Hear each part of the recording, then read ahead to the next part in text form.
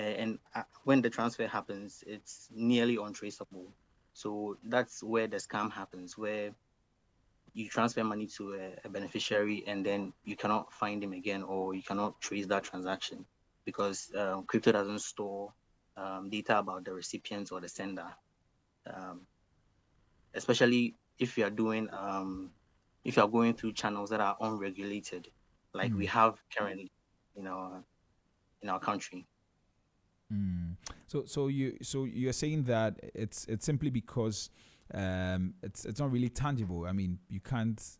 I mean, because it's virtual, people don't trust it that much. Exactly, exactly. There's that risk, right? And Right. also the fear of new technology, because you are moving money, you are transforming your fiat currency into something that is living in the cloud. So that also poses a bit of worry for the for the ordinary person. But could the misconceptions also be because of some of the things that we've seen in the past in terms of some of these assets? That's true. That's true. There's been many instances where crypto has been used to scam people in that way, where it was specifically created to be able to scam people. We have the concept of rug pulling, whereby people inflate the value of a cryptocurrency, and zealous people just put money in, hoping for a return on that investment, right? If you take what happened in Nigeria recently, you know, the the companies promised 100% interest on their investments, right? And in the end, they rug pulled, which means that they just transferred all the money to their account, and then they left the investors with empty bags. Yeah. Right. But anyway, which sectors in Ghana are most likely to be disrupted by blockchain and crypto adoption? That's a good question. The the sector that will be most affected will be the remittance remittance services. How so? Western Union, the rest. Yes. So the the problem that crypto is solving is to eliminate the borders, so you can transfer money from anywhere you are in the world. So remits come with a lot of cost, right? There is charges on the transfers that you make. It's coming in and it going out. So crypto has reduced fees in that case. So depending on the kind of currency that you are transferring, you enjoy reduced fees on that transfer. So you'll be able to transfer large sums of money frequently without incurring such charges. So remittance services will be most affected. And secondly, it will be more money because yeah, if it's easy for me to transfer cryptocurrency to my friend without incurring any fees, I would like to do that instead of sending them more money. Right. So how do you think that people should prepare towards that? I mean, especially you mentioning these remittances, Western Union, and all of that, and also mobile money. How can people prepare? Should they be worried? Oh no, I don't think there's a need to worry. They all have their place. I think what will happen in the coming future is integration, right? It won't be eliminated completely, but if they adopt it and they integrate it into their services, it will allow them to work hand in hand, right? Because cryptocurrencies are not real money, like we've already indicated. So the on ramp and off ramp aspect of it, transforming that cryptocurrency into actual, Ghana cedis, you need an intermediary for that. So our banks in Western Union. So the integration is what's most important here. So none of it will be snuffed out. It's all about adoption and then growing together. Yeah. Okay. So it's not coming to replace any other one. No, I don't think so. There Okay. will be competition, especially for more money and the remittances, like I said, but they won't be eliminated completely. Okay, but some people actually worry about crypto affecting traditional investments like stocks and bonds. How do you see digital assets fitting into the bigger financial picture? Yeah. So for stocks and bonds, like I've been saying about the remittances, it's really an interesting arena, right, for cryptocurrency, because the cryptocurrency is not does not have specific prices that are assigned to them, right? So the prices change depending on market sentiment, just like the stocks. So we can hedge against such prices of cryptocurrencies and then the stocks and bonds, so that we will able to have market comparisons, right? So something like insurance. Insurance can aid in in this regard by allowing um, deficits to be reimbursed as and when the money leaves and comes back. Yeah. So the banking sector is what we should watch, because that's where most of the inflows and outflows happen. Right. For the stock exchange, I know there are around 100 listings on there. There might be some crypto assets that might be listed on there. For that one, it's up to future speculation. Yeah. Right. Okay. Let's talk about some of the opportunities, and I've been joined by one other gentleman. I'll introduce him shortly, and then we can bring him into the conversation. But let's talk about some of the opportunities. So, for someone who wants to start in crypto today, what are the first steps you'd recommend? I would recommend the education. So you need to know exactly what crypto is, what the underlying technology is, and how to use it. Yeah. So you need to be well educated in the system, because something like One Money, you know, the telcos have made it easy. We have USSD, you have simple prompts that allow you to make your transfers. But with cryptocurrency, there's a lot of technicalities involved. Although some exchanges make it easier for people to, use the tech, but then I I'd, I'd, I'd I'd recommend that people learn what the technology actually is, so that they understand what is happening with their money when the price goes down or goes up. When they are transferring, the fees that are involved, they are all based on that technology that holds up the system. Yes. Right. So where can they get some very good information on that? Oh yes. So your first stop is to actually read the bill. So the bill that was passed, right, explains exactly what the virtual assets bill is. So you need to read the bill. If you don't understand it, you can use AI to summarize it for you. So you read the bill and then you go online and then you search for what is cryptocurrency. The first article that might even come up will be Wikipedia. So you read your Wikipedia article, then you just go in and then watch videos on it. Okay. Right. But are there some unique opportunities for young people and even women-led businesses in the crypto space, or it cuts across? Yeah, certainly. It cuts across every industry and sector. As long as we are moving monetary value, everyone can benefit from the tech.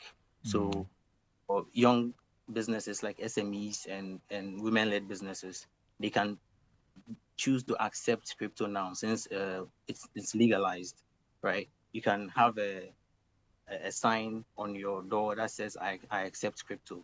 You can accept crypto in your business. You can invest with the crypto.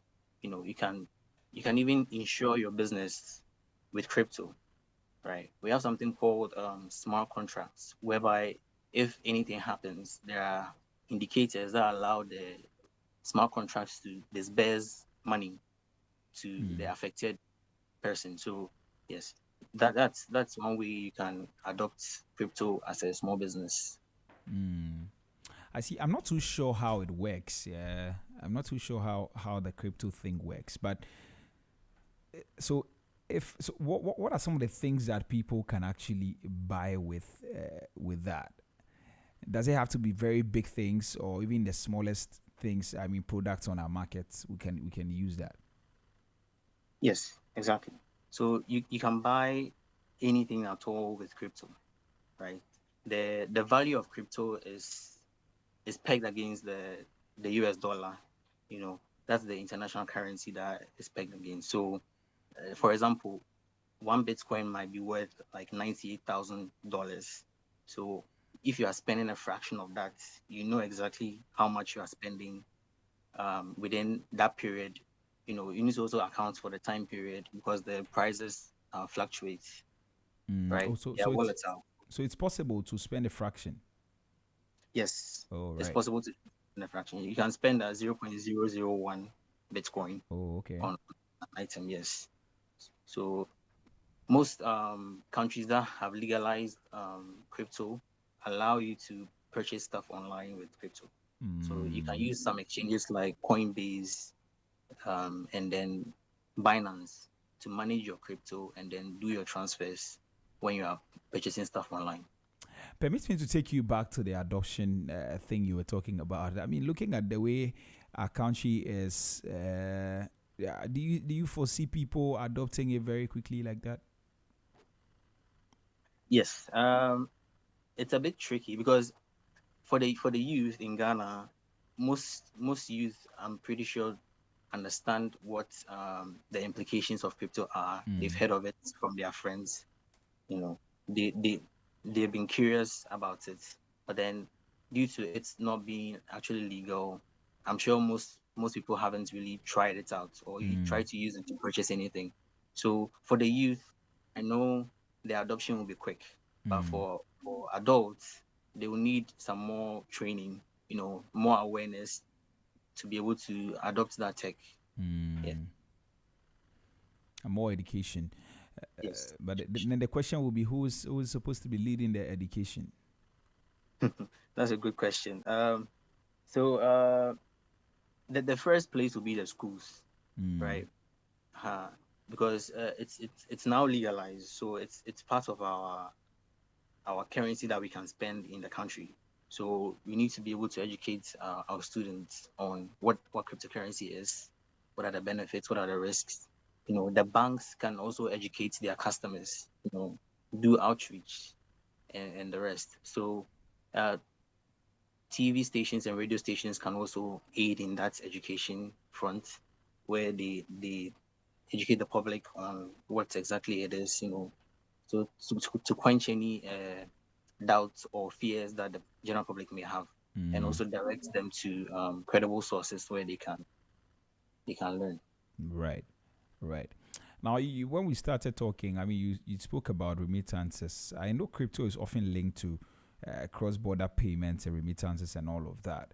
How significant is this for Ghanaians, especially families receiving support from abroad? Yes, it's very, very, very, very, very important because Ghanaians do receive a lot of remittances. We are like the second, right behind Nigeria. So yes, a lot of money comes in to the country, and some also goes out. So there is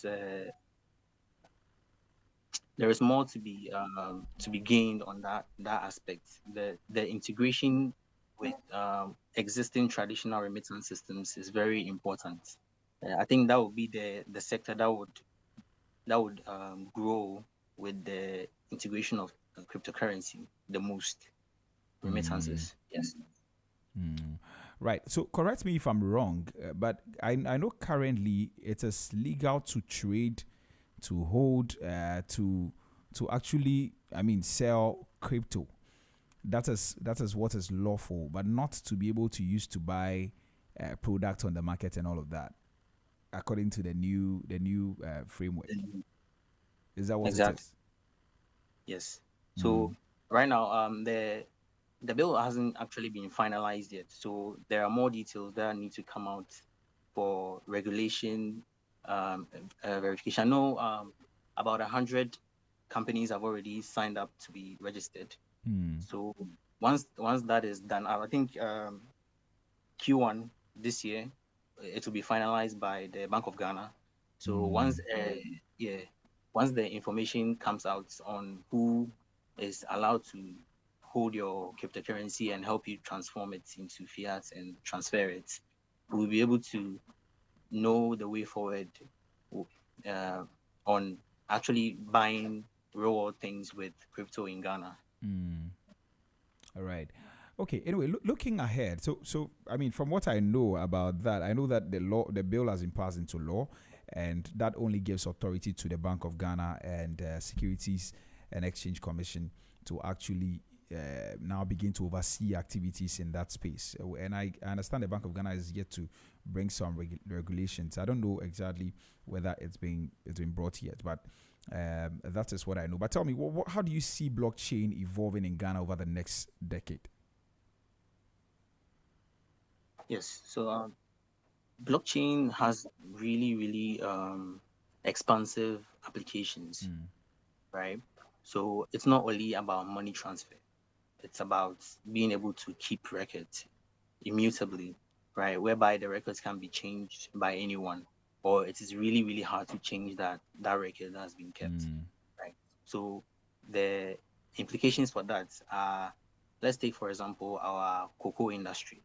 There's a lot of cases whereby there's money missing and transactions are not being recorded. There's a lot of scandals. Gold, cocoa, these two industries, it could benefit a lot from the blockchain, Mm. right? If all the transactions are being tracked on the blockchain, nothing can be changed after it has been recorded. Right. So it allows us to have that transparency into the business, into the sector, right? Cryptocurrency is also important for identity verification too. So many Ghanaians are unbanked because they don't have the requisite documentation, right? So since they don't have that requisite documentation, Ghana has introduced the Ghana card system, whereby people can verify their identity using the Ghana card. But the Ghana card itself, right, it's existing in one place in the with NIA. So having a blockchain to hold the identities of Ghanaians will allow the identity verification system to be decentralized across many, many places. So there's Mm. no one place where people can verify identities. Right. So you can't alter or steal anybody's identity because of that. So Mm. that's also one benefit of it. All right. And another benefit is the application that can rise up from the blockchain itself. So we have a concept called decentralized finance, whereby we take the traditional financial systems and we put it on blockchain. So the foundation of it becomes the blockchain, the decentralized system, where Okay. we can take something like the lending and credit system in Ghana, right? You can build a DeFi system whereby you lend crypto. You don't lend fiat, so you lend crypto, and then you are able to have lower APRs, right? What's Than APRs? yeah. So APRs is uh sorry oh so it's the annual percentage rates, right? Okay. Annual percentage rate is the rates that you have on interest Mm. and on interest and fees when it comes to lending, right? So that's what APR is. So that could be an avenue for lending, right? The credit system in Ghana can be um, can be more robust by leveraging on the blockchain. Mm. All right, Isaac. So you hold on for me, okay? Let me bring Solomon into the conversation. So, Solomon Apia Sign is a fintech expert, and he joins us for this conversation as well. Solomon, you're welcome to the Business Breakfast on Z. Thank you. Mm. Thanks so much for making time to be here. I hope you're well. I'm well. How about you? Yeah, I'm doing well too, by God's grace. Thanks. Right. So Isaac and I have been discussing adoption and also the opportunities that come with the whole crypto legalization. And so let's talk about how Ghanaian banks and fintech startups are actually preparing to integrate that into their services. Maybe first of all, how can fintech companies, use blockchain to promote financial inclusion? That is what I think Isaac mentioned that earlier, but I want you to also throw some light on that. All right. So first, good morning to your listeners, and I'm happy to be here. So when it comes to financial inclusion, I want to take us back and also mix it with what happened to the space when mobile money came into play. Right. I heard Isaac mention the ratio or the fraction of Ghanaians that were unbanked, or that are unbanked. And this has even appreciated when Momo came into the picture. So having another method, should I say, of payment into the space, it's expected that those that feel that is what they prefer are likely to join the numbers. So I expect that we see another appreciation in the volume of people that are going to jump onto banking. Right. I don't feel it's going to be easy. And the reason is because of I feel that there's a steep learning curve ahead for people who don't know about crypto and want to jump onto it. So it will require a lot of work from fintechs to educate and also demystify crypto and not make it look as scary as it seems. It looks very technical, Yes. But you see, everything is technical. There's a concept in what we do as engineers called abstraction, where we hide the technicalities and show you the nice things, right? So with behind every nice app, there's something that is very, very technical behind it. So it will be our work as fintechs to make it not look scary and have very nice ways to present some of these things to not make people feel like it's something that they don't want to do. So I feel it's going to be a positive leap. However, it's not going to come overnight. There will be, or there should be, a lot of work and plan on how to get people to like Adopt it, understand it, and want to use it.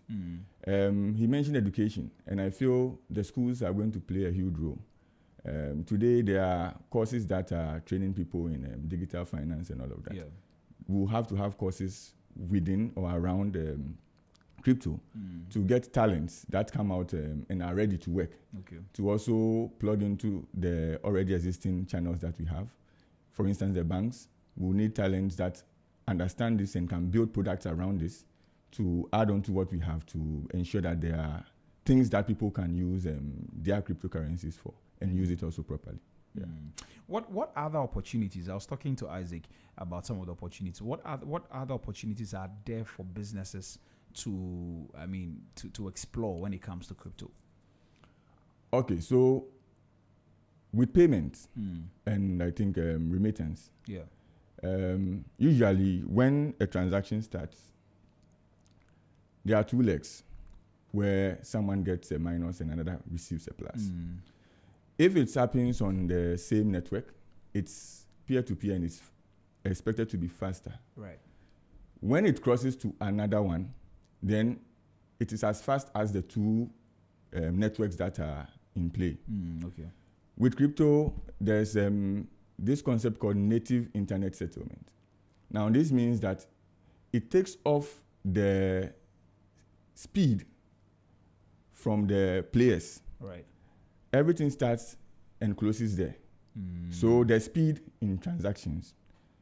There's low cost in transactions.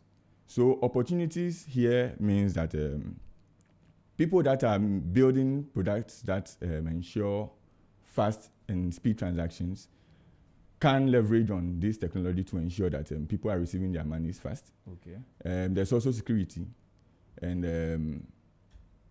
on the matter of security, of course, I mean, it looks very secure, but people are scared to even jump on things like this. Yes. So security, if we want to talk about security, there are areas where we have to be very careful.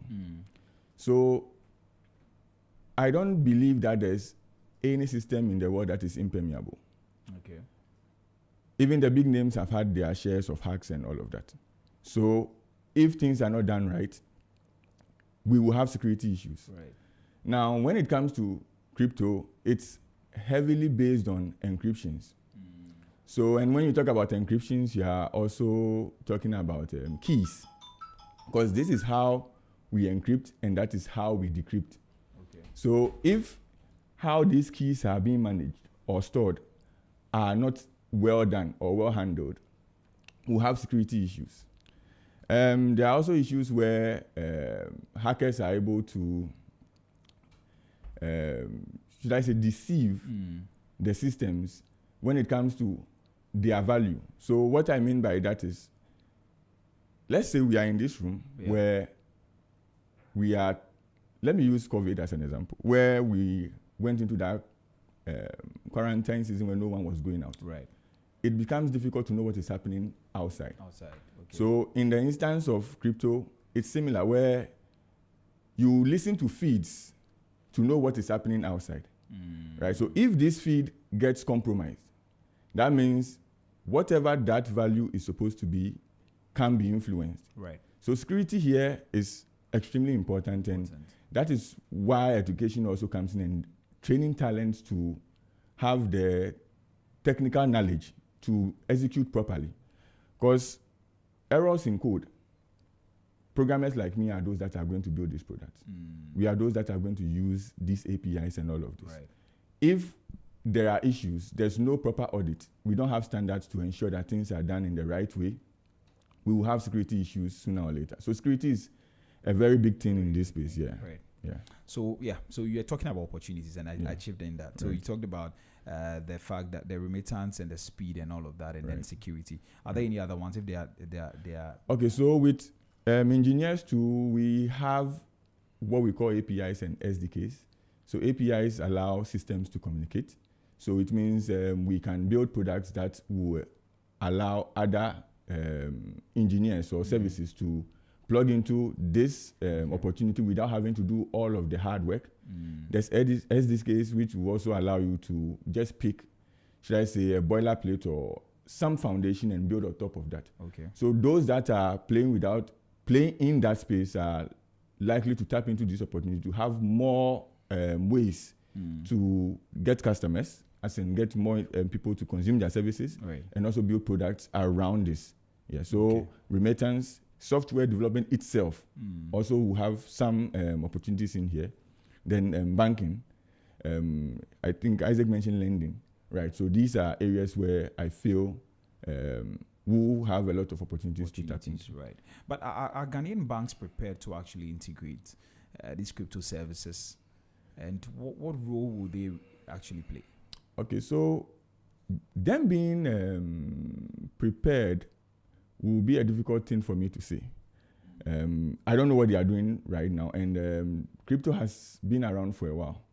In as much as we are yet to tap into this opportunity, I believe there are people who are doing heavy research in this space, and the banks could be one of these people. So I feel they will be ready sooner or later if they are not already prepared. And what was the other thing you mentioned? I was asking what role they will play.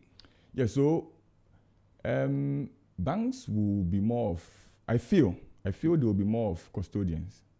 Right?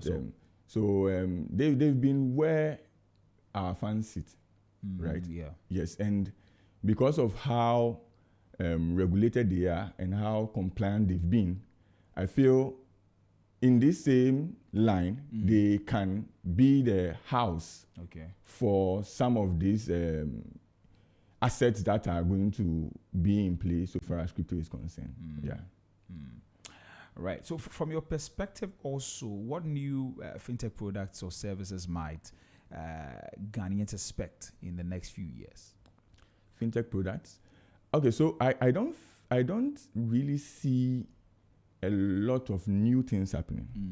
So it's just another, I feel it's just another rail that we could add to how we move funds around.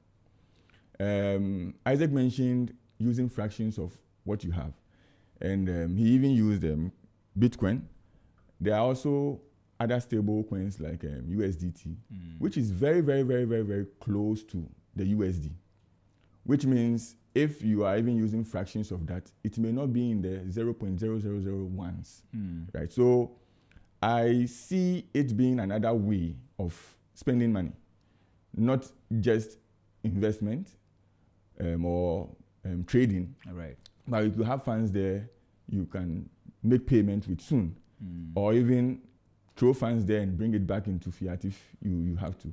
I also see us having services where I can just pick my mobile wallet or an app, then move funds from my mobile money into my crypto and vice versa. Yeah. Right. Yeah. Okay, we hope to see all of those innovations. Right. Well, let me just announce the phone lines in case somebody's listening to us and they want to join the conversation. So if you just tuned in, we're talking about Ghana's legal crypto and some of the opportunities that it unlocks for us as business people. And you can join a conversation on our social media platforms. We're streaming live on Facebook at ZFMGH and also on YouTube at Z Multimedia. And you can also send us a WhatsApp on 0544321019, 0544321019, and we will read your messages for you. But you can drop a comment under the live stream and we'll also read them for you. If you want to join a conversation over call, feel free to call me on the same number, 0544321019 or 0303956641, 0303956641, and then I give you the opportunity to be a part of this conversation. So, Solomon, let's continue, and then I'll bring in Isaac and we'll try to wrap up. So, the last time I spoke to the president of Ghana Fintech and Payments Association, he was supposed to be part of this conversation, but unfortunately, he couldn't join us. He was saying that Ghana is a hub of fintech across Africa, or maybe one of the top. Are we still there? How can we position, if we are not, how can we position ourselves to be that hub of digital assets? Because I'm sure we are one of the few countries in Africa that have actually taken the lead in legalizing virtual assets and all that. How can we get there? All right. So I've had a chance to interact with fintechs and developers around in certain parts of Africa. All right. And my experience here also makes it look like it's kind of challenging when you want to build fintech products here in Ghana. Yes, and it's because of regulations. So there are no regulations, or the regulations are too much? They are tight. They are too rigid. Can you give an example? Okay, so you want to be a fintech. Now, there are certain requirements, for instance, some based on the level of, the type of license you want, which also tells what you can do. For instance, if you want to build a wallet, you can't just wake up today, build an app that can hold funds. So the requirement, some of them are even financial. Right. Makes it difficult for people who have ideas around this to easily execute. When it comes to crypto, I have seen startups that have moved into other jurisdictions because they can't do it here. Right. So to make us that hub, I feel the first thing we have to look at is how we can make the requirements, not losing it as in to not secure the consumers of the products, but how can we still protect them, right, and still ensure that fintechs can easily roll out. What different things are you seeing in other countries that we are doing wrong or we are not doing well in terms of what you're talking about, the regulations?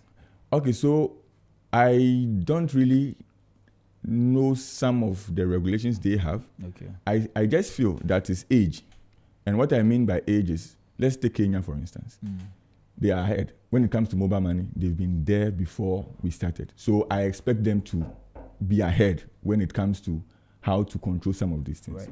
So I feel we didn't start these things very early, and that is why we are in this phase. It's a phase that may phase out soon, but how soon that will be is what I don't know. You don't know. So making Ghana that hub is a dream we all want to wake up one day to see. But I feel the regulators will play a very huge role in helping us have that hub. Okay. All right. Let me bring Isaac back into the conversation. Isaac, are you still with us? I am. All right. Great. I'm So, listening to the wonderful conversation between. all right. I'm enjoying it myself. But let's talk about some of the risks and then consumer protection, really. And then we try to wrap up with that. Of course, I mean, every opportunity comes with risk, fraud, and scams. I mean, they've been part of our conversations and they've been a major concern worldwide. What can Ghanaians do to protect themselves whilst we are adopting crypto? Yeah. So uh, your first defense will be to pay attention to the apps that you are using, especially if you want to get into crypto, right? The kind of services that you want to use to transfer the money, to hold your money, ensure that they are regulated by the Bank of Ghana and the SEC, and they have the badges, right, provisioned to them by the bodies, so that you can be sure that your money won't go missing, or they won't go bankrupt in a few weeks to come. So yeah, that's your first line of defense. And your Okay. second line of defense is to also pay attention to the addresses that you are using to transfer money. So in order to transfer money, you typically use addresses or QR codes. So one attack surface is for attackers to swap out the addresses that you use to transfer. I mean, the recipient's address or the QR code to their own wallets, so that when the transfer is done, the money goes to their wallets instead of the intended recipient. Okay. So that's also something to look out for. Yes. And also to look out for general scams that are on the internet, like get free Bitcoin, get free this. Please stay away from those things and only trade on the regulated and verified systems that the Bank of Ghana will put. I'm sure the Bank of Ghana will put a list out for the organizations that are accredited and are regulated that can transfer your money for you or hold your money for you. So, yeah. Okay. All right. So, do you have anything to add to that, Solomon? Yeah, so I want to be a bit technical.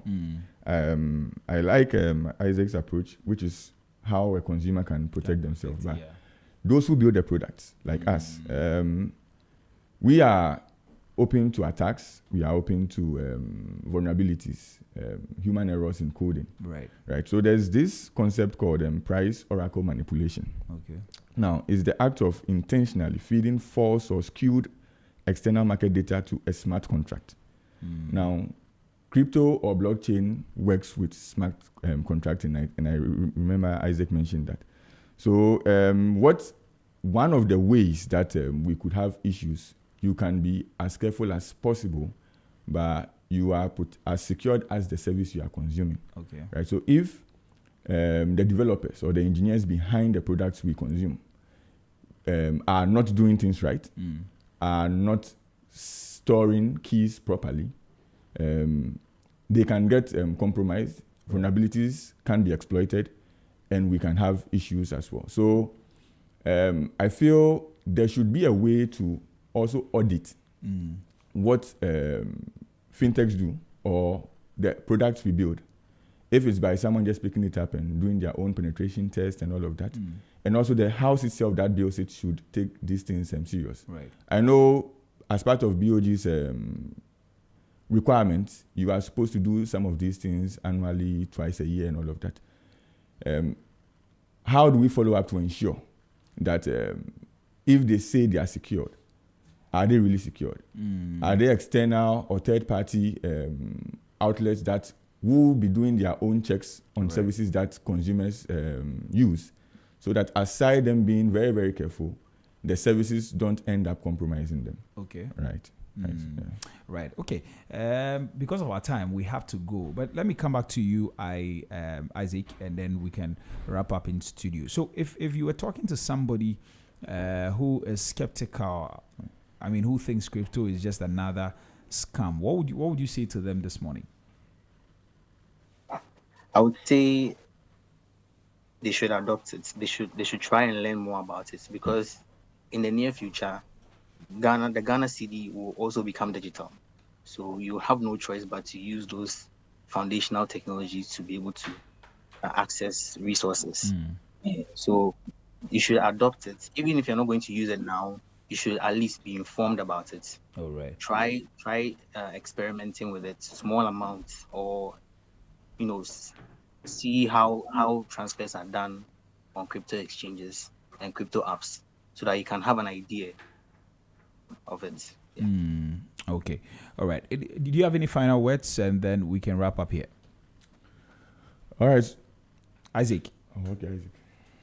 Oh yeah. So yeah, my final word would be to stay curious. Okay. All right. Thank you very much, Isaac. Let me end with you, Solomon. Solomon. Yeah, so I feel this step or the legalization is not an invitation to the bad guys to come and gamble or do any bad stuff, but it's an invitation for all of us, including fintechs, to modernize the Ghanaian payment space. So let's embrace this. Let's do what we are supposed to do properly, especially taking security very, very serious to ensure we protect our customers or consumers well. Yeah, so I'm expecting that we soon start seeing legal products on our market that allow us to use our crypto. Thank you. All right. Thank you very much, Solomon, as well. Thank you so much for coming, and thanks for sharing your insights with us this morning. Very fantastic insight from both of you. So Isaac Smith is a crypto expert, and Solomon Apiasai is a fintech expert. These are the two gentlemen who joined me this morning for this all-important conversation.